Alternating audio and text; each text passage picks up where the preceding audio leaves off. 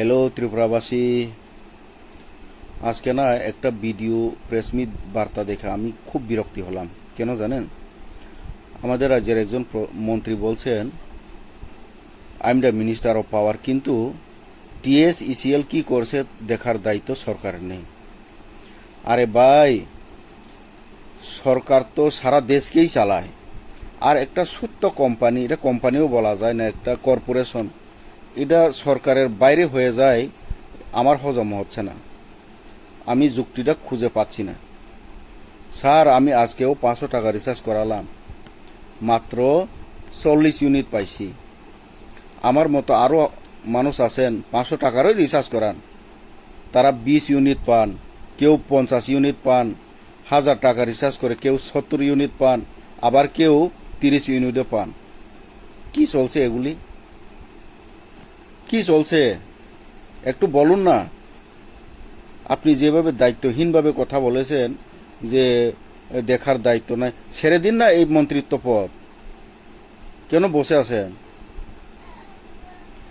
এই 500 টাকা দিয়েই আমরা আগে 2 মাস আমাদের গড় চলতো।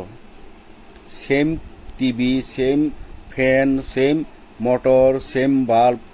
বাল্ব তো আমরা আগে 100 পাওয়ার বাল্ব জ্বালাতাম, আর এখন তো তোমার ওই যে এলইডি বাল্ব জ্বালাতাম, একটা 10টার সমান হয়ে গেছে। তাহলে তো তোমার ইলেকট্রিক বিল কমার কথা, কিন্তু না, এটা শুধু বাড়ছে। 1000 টাকা রিচার্জ করে 28 দিন পায়, ওই মোবাইল রিচার্জের মতো। আমার না এই সরকারের প্রতি না বহু প্রশ্ন করার বাকি আছে। এই দেখুন না, অখণ্ড ভারতের স্বপ্ন দেখিয়ে মানুষকে চীনের সেনারা অরুণাচল প্রদেশের প্রায় 100 কিলোমিটার জায়গা দখল করে ফেলেছে ভেতরে। এটা কে বলছে? খুদ অরুণাচল প্রদেশের লোকেরা। কিন্তু ন্যাশনাল মিডিয়াতে যা দেখাচ্ছে এটা সব অসত্য কথা। কেন ভাই? পাকিস্তানের বেলায় আপনাদের 56 ইঞ্চ বুক হয়ে যায়, আর চীনের বেলায় 1.5 ইঞ্চি হয়ে যায়। এটা কিসের লক্ষণ? কিসের লক্ষণ এটা আপনার? রাম মন্দির নিয়ে আপনারা খুব গর্ব করি। আমিও এজ এ ইন্ডিয়ান হিসেবে, এজ এ ভারতীয় হিসেবে আমিও গর্ব করি। কিন্তু সেই রাম মন্দিরে তো যত সব লুট করেছেন সব বিজেপির লোক, আরএসএসের লোক, বিশ্ব হিন্দু পরিষদের লোক। ধর্মের নামের সব অধর্ম কাজ চলছে। যে মন্ত্রীদের নিয়ে আপনারা দেশ গড়বেন, এই করবেন, সেই করবেন, খুব গর্ব করতেন, যে মন্ত্রীরা ন্যাশনাল হাইওয়েতে জনসঙ্গম করছে। যে বিজেপি বলতো বছরে 2 কোটি চাকরি দেওয়ার কথা, এই সরকার আসার পর, বিজেপি সরকার আসার পর বেকারত্বের তথ্য দেওয়া বন্ধ করে দেয়। কি চলছে? 2 রকম চরিত্রে কোনো ভয় আপনাদের? কোথায় কোথায় বলে বিশ্বগুরু, বিশ্বগুরু। বিশ্বগুরু না, বিশ্বগরু। আমরা গরু মাংস এক্সপোর্ট করতে 2য় স্থানে আছি ব্রাজিলের পর সারা বিশ্বের মধ্যে। আর একই গরু মাংস ওই উত্তরপ্রদেশে, হরিয়ানাতে নিষিদ্ধ হয়ে যায়, আবার নোটিশে এলে পরে এগুলি সিদ্ধ হয়ে যায়। কি চলছে এটা? একটা কথাও রাখেন না আপনারা, সব বাউতাবাজি করছেন। আপনার সূত্ররাজের ত্রিপুরাতেই দেখুন না, নেশা মুক্তির কথা বলে এখন নেশার করিডোর হয়ে গেছেন। খুদ চিফ মিনিস্টার এ কথাগুলি বলতে বাধ্য হচ্ছেন। স্কুল বন্ধ হয়ে যাচ্ছে, মদের লাইসেন্স, শত মদের লাইসেন্স। আমি তো বলবো রেশনের মাধ্যমেই দিয়ে দিন মদগুলি, যাতে করে ওই চাল ডাল নিতে গিয়ে 1 বোতল মদল নিয়ে আসতে পারেন, যাতে ত্রিপুরার মানুষ খেয়ে মাতাল হয়ে মরে যাগা। দিয়ে দিন রেশনের মাধ্যমে। এত কি দরকার? আসলে মানে আমি বিজেপির সমর্থক না, এই জন্য কথা বলছি না। এগুলি প্র্যাকটিক্যাল, এটি হচ্ছে। ক্রাইম বাড়ছে আমাদের ত্রিপুরা রাজ্যের মধ্যে।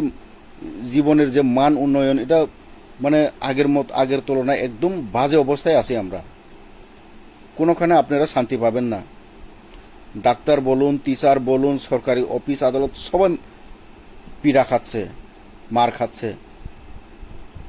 কন্ট্রাক্টর যারা কাজ করেন, নিজের পয়সা লাগিয়ে, নিজের পরিশ্রম লাগিয়ে যারা কাজ করেন, তারা ওই পার্সেন্টেজ দিতে দিতে তাদের বর্তা হয়ে গেছে। তারা মানে তারপরেও এই পার্সেন্টেজ দেওয়ার পরও মাথা ফাটতে বাধ্য হয় কন্ট্রাক্টররা।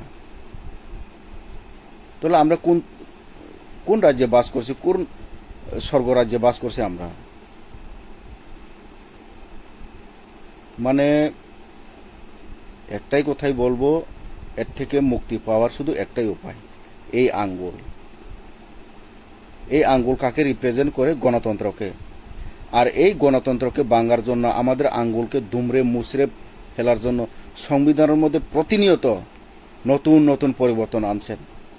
সোশ্যাল মিডিয়াগুলি বন্ধ করছেন, সমস্ত প্রাইম ন্যাশনাল মিডিয়াগুলি কিনে নিজের পকেটে আওতায় নিয়ে নিচ্ছেন। সমস্ত তোমার সাহিত্য সংস্থাগুলি, সিবি, ইডি সবগুলি পকেটে ঢুকিয়ে নিয়েছেন। ইলেকশন কমিশন পর্যন্ত তোমার দলের একটা ব্রাঞ্চ করে নিয়ে যাচ্ছেন। তো বন্ধুগণ, এখনো দেরি হয় নাই, এখনো দেরি হয় নাই। না হয় আমাদের এই রাজ্য না, এই দেশ না কবে নর্থ কোরিয়া হয়ে যায় এটা সন্দেহ আছে। যে হারে পরিবর্তন হচ্ছে, আমাদের প্রধানমন্ত্রী দেশ বিদেশ ভ্রমণ করতে খুব ভালোবাসেন, খুব ভালোবাসেন। আমেরিকাতে গিয়ে ডোনাল্ড ট্রাম্পের সঙ্গে ড্রাম বাজাতেন, ওই মেলোডির সঙ্গে চকলেট খেতেন। একইভাবে 2016-তে যখন চীনে যায়, চীনের রাষ্ট্রপতি শি জিনপিংয়ের গ্রামে যখন যায়, তখন চীনে গিয়ে বলেন, কি বলেন জানেন? আমার দুর্ভাগ্য আমি চীনে জন্ম হইনি। এই কথা শুনে 2014 থেকে 2024 পর্যন্ত 25 পর্যন্ত প্রায় 20 লক্ষ মানুষ যারা আপার মিডল ক্লাস, তারা পার্মানেন্টলি ভারতের সিটিজেন ছেড়ে বিদেশে চলে গেছেন। কেউ ইউএস, কেউ এই যে ইউরোপ, এরা চলে গেছেন, এরা কোনো দিন আসবেন না। কি বলছেন তারা? আমরা যত ট্যাক্স দিই এই ভারতবর্ষে তার সুবিধা পাই না আমরা। বাস্তব। তো আমি এগুলি এ কারণেই বলছি, আমি বিরক্ত হয়ে গেছি ভাই,